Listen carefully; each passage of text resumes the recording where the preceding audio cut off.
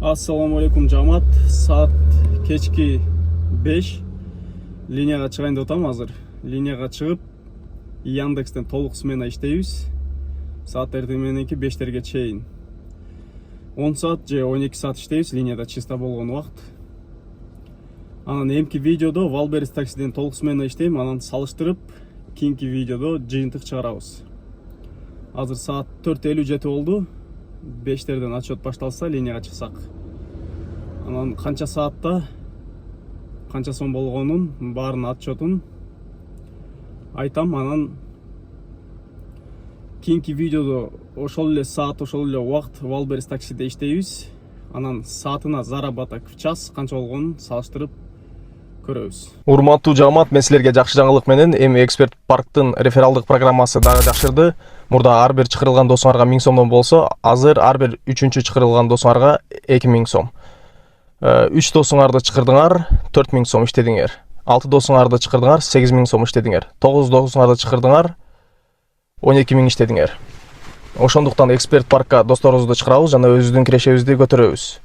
Эскерте кетсем, эксперт паркта комиссияны өзүңөр каалагандай кылып тандайсыңар. Суткасына 55 сом, же ар бир заказдан 4 сомдон, же 2%. Өзүңөр каалаган тарифти тандап алып, каалаган суммада иштесеңиздер болот. Бонус алуунун шарттары мурдагыдай эле. Өзүңөр 20 заказ кылган болушуңар керек эксперт паркта. Жана силер чакырган айдоочу 50 заказ кылгандан кийин силерге автоматтык түрдө эртеси күнү балансыңарга акча түшөт. Байланышуу жолдорун жана ссылкалардын баарын видеонун описаниясына калтырып коем. Эксперт паркка кошулабыз жана өзүбүздүн кирешебизди көтөрөбүз. Жамаат, что-то заказ жок. Отурам. Походу районду күйгүзөт окшойм. Бирок менде могу цель берген болчу, бул цельди деле кылбай атат окшойм. А так мурдагы күнү анан кече кылган болчумун без район иштеп көрөйүнчү деп. 69 эле заказ берген экен, может ушуну кылып жетишем деп. Бирок ошого деле даже 69 заказга желание жок болуп атат. Себеби только 10 километр, 12 километр, 15 километрликтерди берип атат да заказ көбүнчөчү. Көбүнчө эле 10 километр, 15 километр заказдар берип атат. Азыр байкаштырып көрөбүз дагы. Район жок иштегенде канча километрлерден кандай болот? Көрөбүз чогуу. Мен мурда бонус бергенден карабай эле иштечүм без жанагы без район эле. Себеби мурда бонустарда, недельный бонустарда ар бир кылынган заказга ошол количествосуна бөлүп койсоң берген бонусту ар бир заказга примерно 30 сом, 40 сом, максимум 50 сомдон туура келип калчу. Азыр ар бир заказга мындай бөлүп көргөндө кичине көбүрөөк чыкса керек, 69 эле заказ болгон үчүн деп калайын десем, бул деле кыйын болуп атат. Себеби өтө алыстан берет, анан алыс жактарга берет. Убактың көп кетет, анан чет жактарга барып калып, кайра ал чет жактардан коэффициент жогору заказ аласың. Азыр көрөбүз эми бүгүн байкаштырып. Минимальный количество заказ берген болсо, ошону деле кылып стойтпу же аны деле кылгандын кереги жокпу? Көрөбүз чогуу.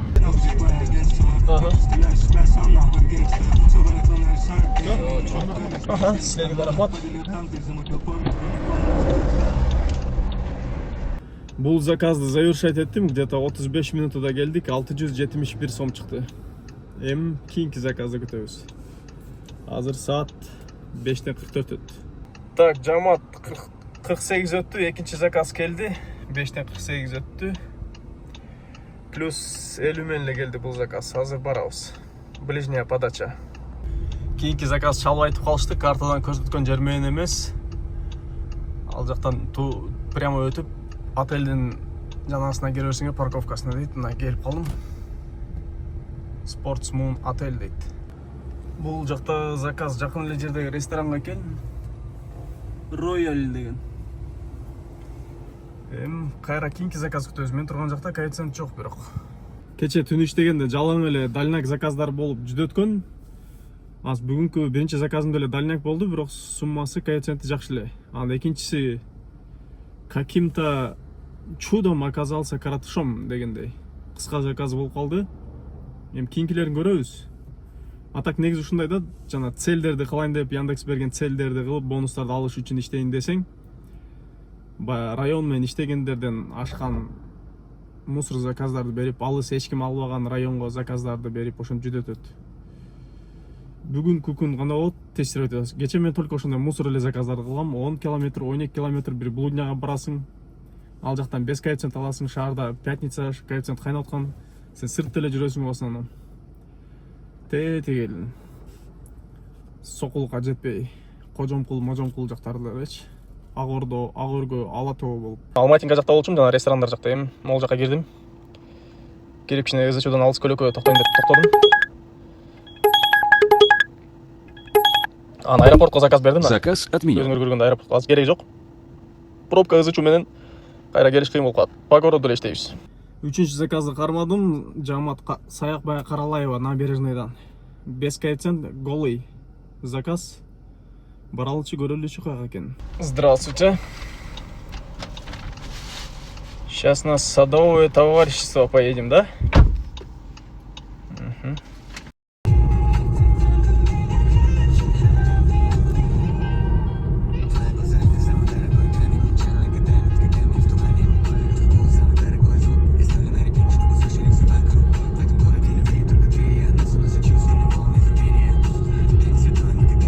Так, Жамат ошондо 32 минут 535 сом, анан по цепочке кийинки заказ берген. Спасибо за поездку. Платная подача Заказ 110 будет минут. оплачен картой. Пожалуйста, убедитесь, что я вы не вас оставили в телефон автомобиле фотографирую. свои вещи. Для улучшения качества Братан обслуживания жери. поставьте нам оценку в приложении. Ажи Маматова дейби. Ошол жок 35 километр 52 мүнөттүк жол экен. Ё-моё. Айттым го мен, айтканым ошондой эле, айткандай эле болуп атат. Эч ким албаган заказдарды берет. Бул жакта ладно, түшүнүп койсоң болот. Себеби бул жакта башка машина деле жок да. Шаарда жүргөндө деле ошол чет жактарга берет да, именно. Бонустарды кылайын десең ушундай. Мусор заказдарды ташып, бонус алышың керек. А на самом деле ошол убакта район менен иштесең, комиссия көбүрөөк берсең, бирок коэффициент менен заказ алып, кыска заказдарды кылсаң, ошол деле выгодно болуп калат. Ошону жакшылап эсептеп көрсөңөр. Мен уже бонустарды кылбай калгоюма 2-3 жыл болуп кетти. Ушундай эксперимент кылып көрөйүн деп чечтим, минимальный 69 заказ берген үчүн. Анан даже 69 сомдук заказга стоит болобу, не стоит бу? Ушул 2 күндөн кийин жыйынтыгы менен бөлүшөм. Өзүңөр ойлонуп, өзүңөр үчүн жыйынтык чыгарсаңар болот. Азыр мына заказга чейин 20 мүнөт жүрүш керек экен да. Бакта жаман жол менен почти 2 километр жүрүш керек. Анан тияка чыгып, тияка кетебиз. Анан мондой тар жол менен до конца 2 километр чыкмайм. Жол деле начар жол, анан встречкадан машина чыгып калса, бирөөсү задний айдаш керек болуп калат. 2 километр ушундай жол менен чыкмайм.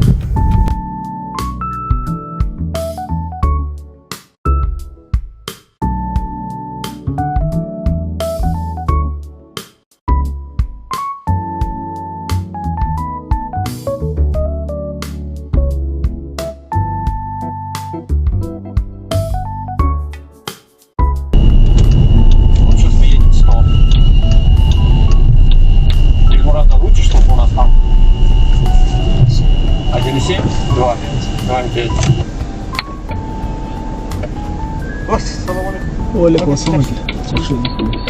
Рахмет, жайын деле. Жайын деле. Летке. Такси. Такси. Рахмат.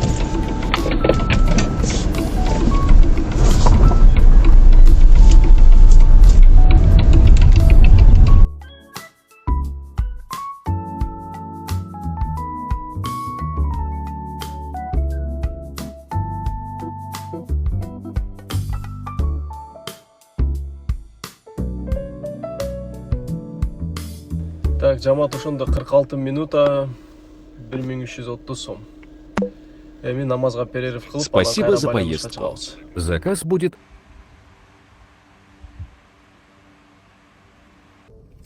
Так, бул мечитке кирип чыктым. Нурстун үй жагына жакын келип калыптырмын азыр. Как раз Нурсиньодон интервью алганча кетебизем. Инстаграмдан Нур жизнь деген баладан. Алдагы илгерки карышкыр болуп калды билинбегенмен. Атак мына жерге шит койдуруш керек, мына турак баскатта өзүнчө тартып келиш керек да бuyакачы. Тетигиден өзүнчө тартып келесиз бул жакачы. Тартып келип жерге өзүнчө койдуруп шит 6000 сом койдуратмыш керек. Адингидей эле. Нурстук ушундай зарядка экен мондай.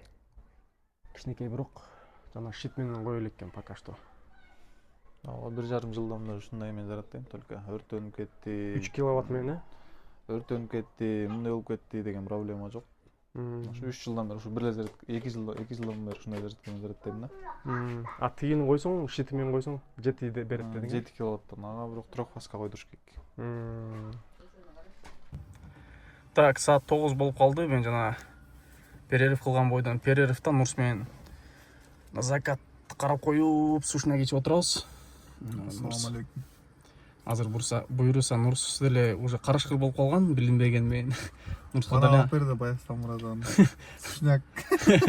Нурска деле суроолорду берип баштайбыз азыр буйруса. Электромобилди башында советовать эткен балдардын бирөөсү ушул болчу, алыңыз деп настоятельно рекомендовать этип. Мага жакты электромобиль, канчалаган акчаларды эконом кылдык. Нурс деле себепкер болуп калды да, короче. Жактыбы электромобиль? Электромобиль жакта так. Жанагы баштайлы анда суроолорду берип азыр, кийинки кадрыны. Ага чейин закаттан любоваться этип тургула деп койгонсуң. Ошентип эки тоо көрүшпөйт, эки адам көрүшөт дегенде Нурс экөөбүз наконец көрүштүк. Болбосо шаарда эле иштеп жүрөбүз постоянночу. Бул 1,5 ай болуп калды чыкпаган линияга. Бирок андан мурда деле көптөн бери көрүшө элек болчук, Нурс. Наконец көрүштүк. Нурс, сага биринчи суроо, таксиге канча жылдан бери иштейсиң таксиде? Ассаламу алейкум. Биринчиден сурооңуз боюнча таксиде 2022-жылдан баштап иштейм. Ошо канча жыл болду? 4 жыл болуп калды. 4 жыл болуп калыптыр. 4 жыл болуп калды. Таза. Анан таксиде жаккан нерселер, жакпаган кандай нерселер бар сага? Жакшы нерселери таксиде свободный графикта. Жалгоолордун жумушу да болбойт. Негизи такси жумуш негизи иштесең болот, конечно. Бирок акча кармаган билиш керек.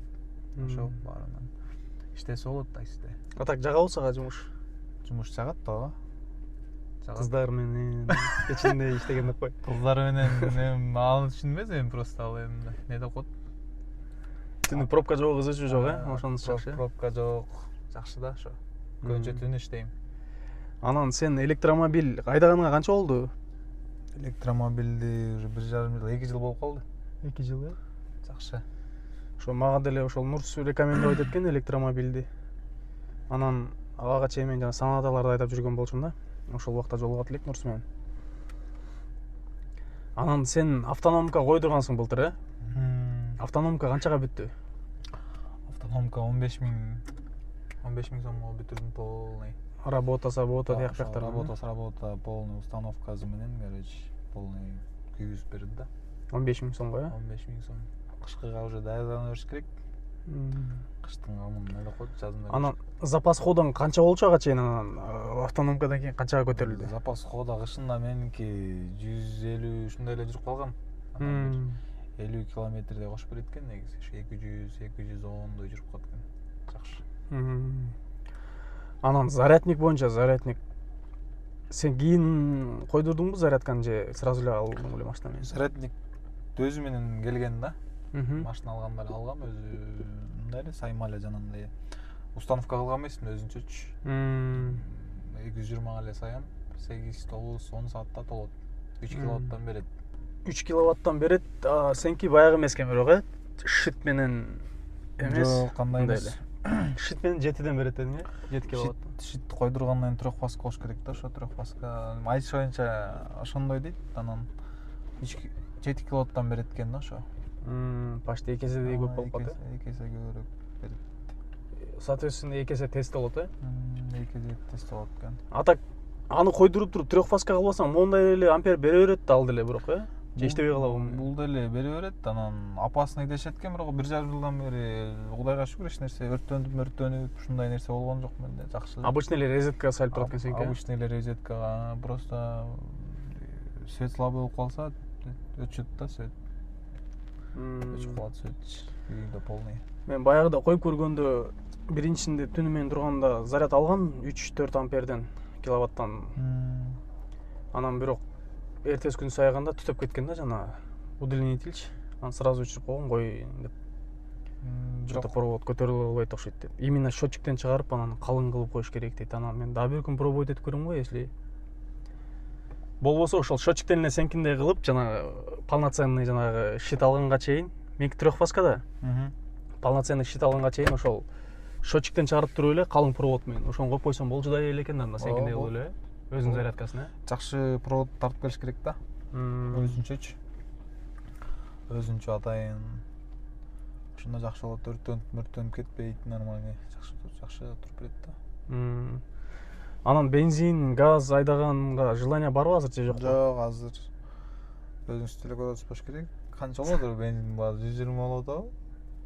Кымбат болуп кетти го. Эч ким деле айдагысы келбейт го дейм. Эми лично таксиге менин оюм боюнча электромобиль жакшы да. Эң жакшы варианты. Күнүмдүк жашоого деле жакшы деп ойлойм негизичи. Просто айдаган жүрүш керек электромобилди. Кайфын өзүң билип аласың да. Сен кийин башка машина өтсөң деле башка электромобильге эле өтөсүң да значит. Ооба, электромобиль эле кайра эле. Жаңы электромобиль буюрса. Анан Нурс жакында жана кылам деп аткен, буюрса. Дагы башка кошумча жумуштарды кылайын деп, ошого ийгилик каалап коелу, анан азыр айтайлы же айтпай эле коелу? Айтпай эле коелу, Секрет болуп турсун. Секрет эле болуп турсун, Буюрса. Кылгандан кийин, буюрса, ачкандан кийин жана максимально поддержка кылабыз, жамаат. Поддержка кылабыздар. Поддержка кылып, клиент болуп дегендечи. Ошол Нурс анда линияга чыгалыбы экөөбүз анда? Ооба. Линияга чыгалы. Азыр үйүндө экен эле как раз мен келгенде. Азыр эми чогуу линияга чыгып, чогуу иштейбиз түнү менен, Түндө иштейбиз, буюрса жолугабыз дагы. Так, жамаат ошентип 10дон өтүп линияга чыктым, 10дон 39 өттү. Куптан намазын окуп алып, анан бери жол чыгайын деп чечтим. Азыр линияга чыгабыз. Заказ бул жактан бирок келиш кыйын. Шаарга, центрга пайдалан басып коюп, ошол жака жыла беребиз акырын. 10-чу микрорайонго келип калдым. Акыркы заказ менен 5 мүнөт болду завершать эткениме. 11ден 28 өттү азыр. Анан түз келип, Жукеева Пудовкинага бурулуп токтодум магистраль менен. Анан пайдаламды өчүрдүм. Азыр эми линияга чыгабыз. Глав пив тресттен 160 мен заказ кармадым. Бара турган точкасын көрсөтпөйт. Алыс жактарга бербейби көрөбүз эми түндү кайра бүгүн да.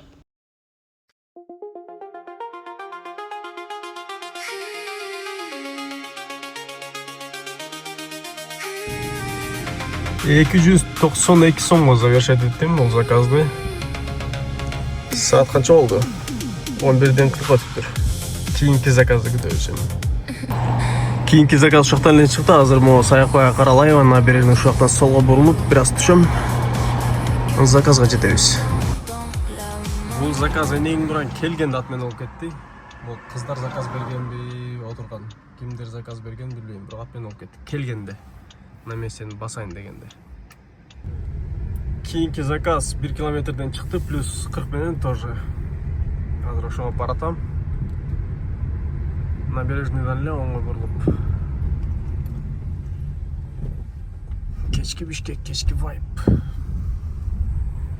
Кечки микроштар.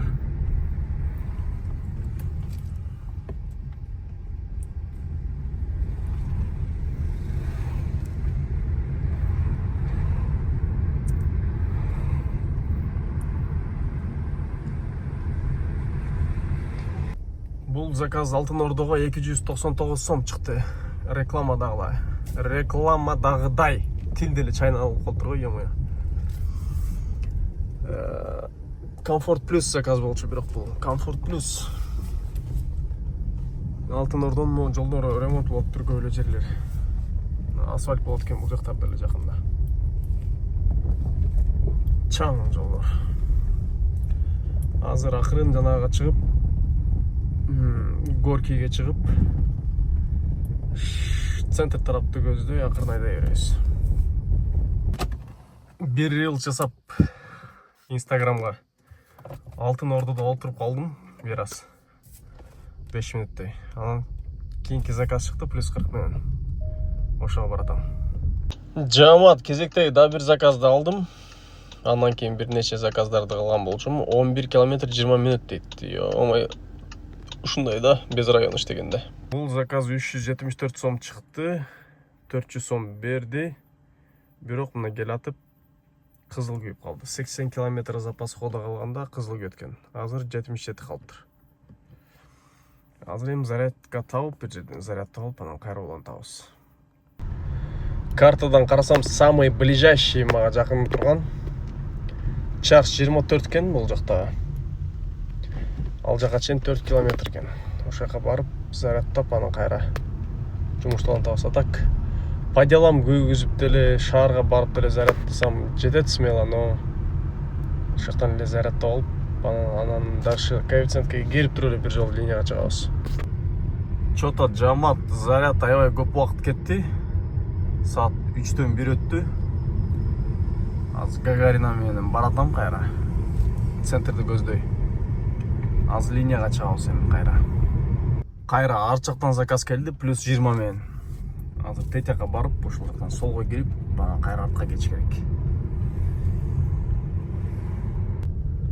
Кайра артка заказ менен келдим, 155 сом чыкты, 180 сом которду. Ак өргө Ситиге келип калдым. Эми бул жактан качпаса болбойт. А так ак өргө, ак ордо, тияк, бияк болуп эле жүрө бересиң бул жактачы. Походу центрга по делам эле басып туруп кетпесем, бияктан чыгыш кыйын болуп калат да. Гоголя чүйгө по делам коюп койдум, эми ошол жакты көздөй айдай беребиз, центрди көздөй. Заказ чыкса чыгат, чыкпаса нормальный кафке кирип алып, могул жактарга чейин. Анан линияга чыгабыз.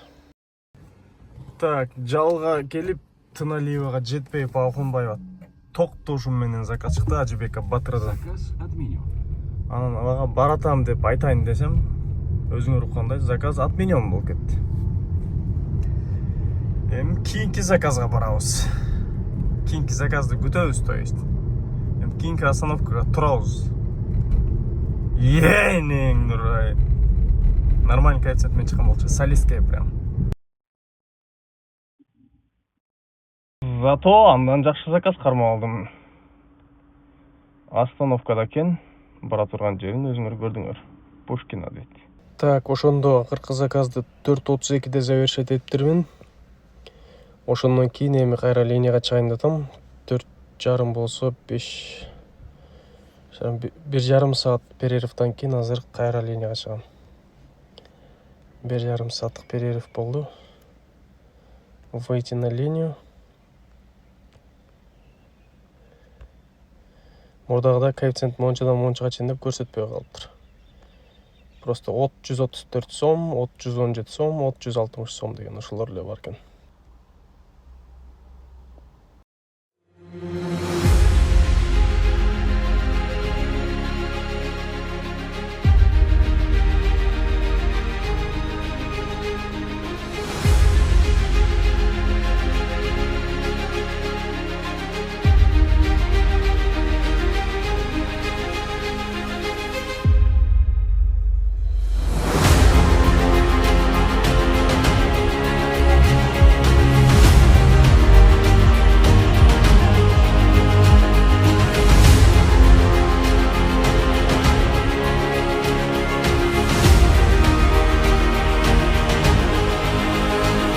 Жамаат ошондо акыркы заказ завершить эттим, 7-ден 9 өттү. По пути домой заказ дордой алып келип чыдадым. Анан бүгүн перерывдар көп болуп кетти. Тияка, бияка болуп отвлекаться этип, анан чисто линияда канча саат болгонун азыр карап айтып жазып коем баарын. Анан чисто линияда канча саат болдум, 12ге чейин канча заказ кылдым, 12ден кийин канча заказ кылдым, саатына канча сомдон айланып калат, ошолордун баарын азыр экранга бул жака жазып коём. Дордойдун ана стороны бир жолу жабылып калыптыр.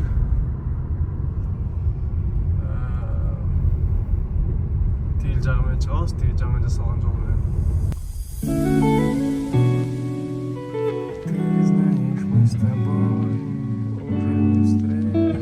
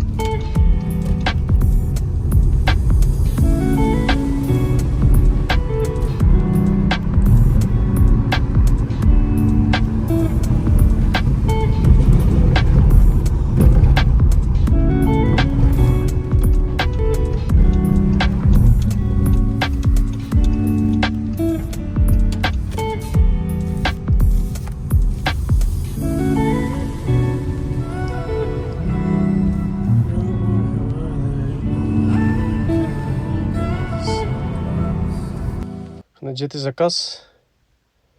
12-ден кийин 10 заказ. Ушундай болуп тур бүгүнкү смена.